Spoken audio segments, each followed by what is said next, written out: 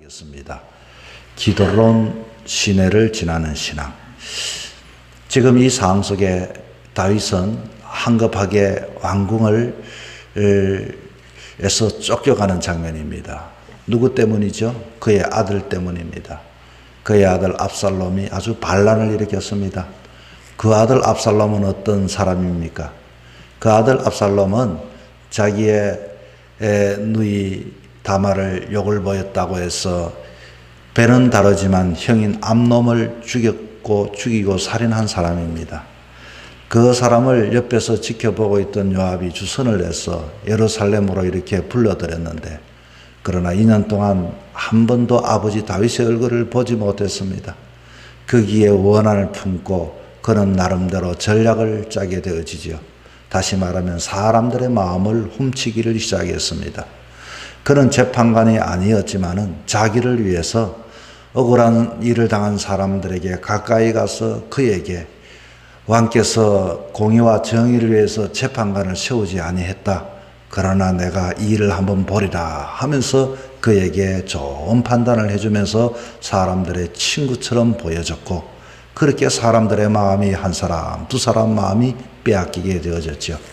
그리고 그는 어느 한 시점에 이 다윗 아버지 다윗 왕에게 나아가서, 아버지, 저가 하나님께 서원한 것이 있는데 그곳에 가서 내가 하나님께 제사하고 오겠습니다 하고서 그렇게 아버지 곁을 떠나게 되어집니다.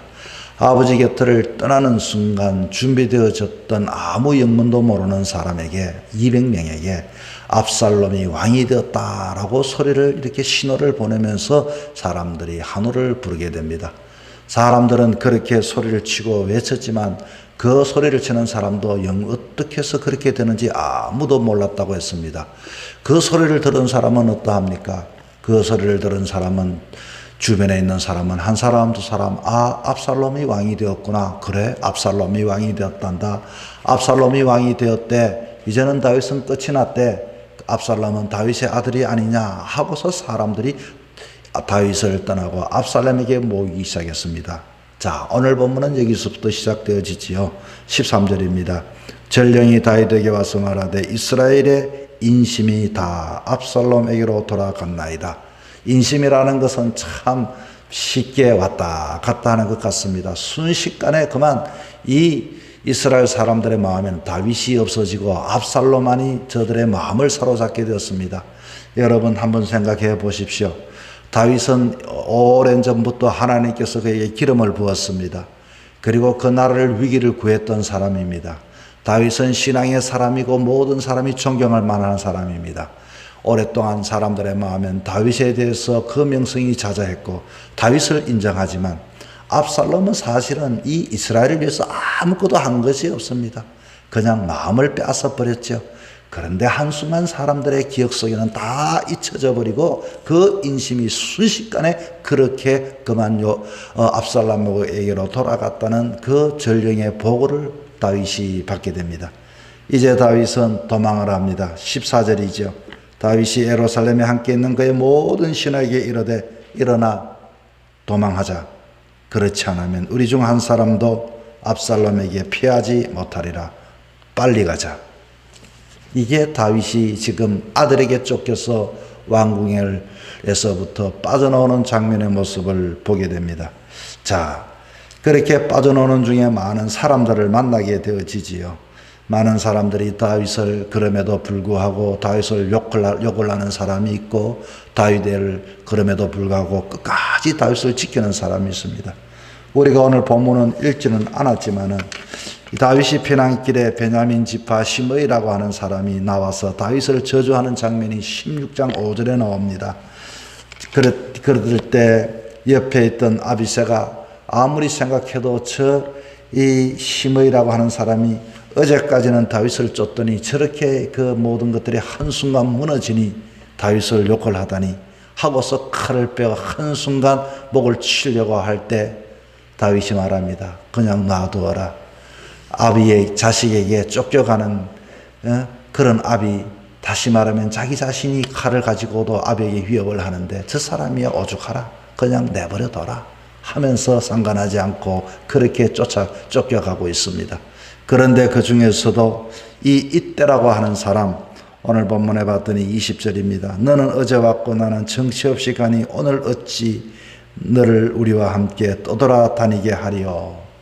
그랬더니 이때는 이 21절에 이렇게 말합니다. 이때가 왕께 대답하여 이르되 여호와의 살아계신가 내 주 왕의 살아계심으로 맹세하옵나니 진실로 내 주 왕께서 어느 곳에 계시든지 사나 죽으나 종도 그곳에 있겠나이다. 사람에게는 위기가 찾아오면은 언제나 자기의 진정한 모습을 볼 수 있는 것 같습니다. 자, 이제 그렇게 이런 사람들을 만나고 하나님의 교회가 자기와 함께 더불어 그렇게 고생하는 것이 마음이 편치 않아 제사장에게 너는 그냥 돌아가라. 하나님께서 허락하시면 나를 다시금 이 왕궁으로 불러드릴 것이다 하면서 그렇게 붓개를 맨 제사장에게 돌려보내는 장면도 나옵니다. 그리고서 오늘 본문에 봤더니 23절에 이렇게 이야기를 합니다. 온 땅 사람이 큰 소리로 울며 모든 백성이 앞서 건너가매 왕도 기드론 시내를 건너간 모든 백성이 광야길로 향하니라. 기드론 시내가를 건너자마자 광야가 펼쳐져 있습니다. 기드론을 건너자마자 광야, 뒤에서는 사람들이 우는 사람도 있습니다. 거기에서 우는 것은 너무나도 안타까워 우는 사람도 있고 정말 어떻게 이런 일이 일어났을까 하는 그런 마음을 가지고 우는 사람도 있습니다. 그러나 성경에는 이 기드론 시내라고 하는 곳이 딱 다른 곳에 한 군데 쓰여져 있습니다. 그것은 신약에 쓰여져 있는데 다시 말하면 예수님께서 감람산에 올라가시기 전에 기드론 시내가를 건너서 감람산으로 올라갔다고 하는 장면이 있습니다. 그런 의미에서 기드론 시내를 걷는다고 하는 것은 어쩌면은 다윗에게는 왕의 모든 생활이 끝이 나고 새로운 정처 없는 나그네의 삶을 이야기하고 있습니다. 예수님께서는 모든 인생의 삶을 마치시고 기드론 시내를 건너 감람산에서 기도하시고 골고다로 향하는, 다시 말하면 인간의 모든 것에서부터 끝이 나서 하나님의 이를 때에 가는 그 기점이 기드론 시내가를 건너는 것과도 같은 의미의 맥락인 것입니다. 지금 다윗은 기드론 시내를 건넙니다. 그것도 신발도 신지 않고 야간 도주하듯이 얼마나 고통스럽고 얼마나 그 마음에 아픔과 말할 수 없는 탄식이 그 마음에 가득하겠습니까? 사람들은 뒤에서 울고 있습니다. 기드론 시내가를 건넙니다. 예수님께서도 기드론 시내가를 건넜을 때에 여인들을 돌아보시면서 십자가를 지고 갈 때에 나를 위하여 울지 말고 너희의 자녀들을 위해서 울라고 하신 장면이 연상이 되어집니다. 마치 다윗은 어쩌면 자기의 죄 때문에 기드론의 시내가를 건너지만 예수님께서는 인류의 죄를 위하여 기드론 시내가를 건넜습니다. 자, 기드론이라고 하는 뜻은 무슨 뜻일까요? 기드론이라고 하는 것은 물이 급히 흐르는 꼴짝이다, 그 말인 것입니다. 아주 급하게 모든 것들이 편안하게 내려갔던 것들이 어느 한 지점에서는 급한 물살로 해서 꺾여서 내려가는 것이 기드론입니다. 우리들의 인생 속에서는 때로는 뜻하지 않은 기드론 시내가를 경험할 때가 있습니다. 그 기드론 시내가를 건너면서 우리는 많은 생각을 하게 되어지죠. 하나님 아버지, 왜 나에게 이런 기드론 시내가를 건너게 합니까? 왜 험난한 인생의 이 물길을 건너야 합니까? 아픔을 맛보아야 합니까? 내가 상상하지 못한 새로운 세계를 경험해야 합니까? 그러나 여러분, 원망하지 마십시오. 다윗은 어떠하든지 원망하지를 않았습니다. 예수님께서는 그것을 기쁘게 그것을 받아들였습니다.